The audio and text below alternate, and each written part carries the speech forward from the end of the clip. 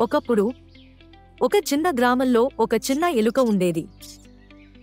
అది పెద్దగా లేదా బలంగా లేదు, కానీ అది చాలా తెలివైనది. ఒకరోజు ఆ చిన్న ఎలుక ఒక పశువుల దొడ్డి దగ్గర నడుస్తుండగా అక్కడ అది ఒక పెద్ద రుచికరమైన జున్ను ముక్కను చూసింది. కాని దాని పక్కన ఒక పిల్లి నిద్రపోతోంది.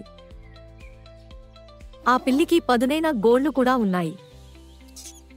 ఆ చిన్న ఎలుక జున్ను తినాలనుకుంది, కాని పిల్లి లేచి దాన్ని పట్టుకోగలదని దానికి తెలుసు.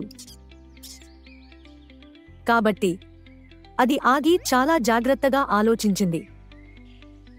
అకస్మాత్తుగా చిన్న ఎలుకకు ఒక అద్భుతమైన ఆలోచన వచ్చింది. అది నిశ్శబ్దంగా తన రంధ్రం వద్దకు పరిగెత్తి అక్కడ ఉన్న ఒక పొడవైన కర్రను తెచ్చింది.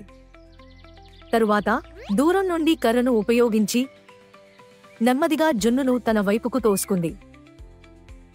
పిల్లి కూడా విశ్రాంతి లేకుండా నిద్రపోతోంది, గట్టిగా నిట్టూర్పు విసురుతోంది. వెంటనే చిన్న ఎలుక జున్ను ముక్కను చేరుకుంది. పిల్లి ఇంకా గాఢ నిద్రలోనే ఉంది. ఆ చిన్న ఎలుక త్వరగా జున్నును తన రంధ్రంలోకి తీసుకువచ్చింది మరియు దాని ముఖం మీద పెద్ద చిరునవ్వుతో అది జున్నును కొరికి తినేసింది. ఆ రోజు నుండి ఆ చిన్న ఎలుక ఎల్లప్పుడూ గుర్తుండిపోతుంది.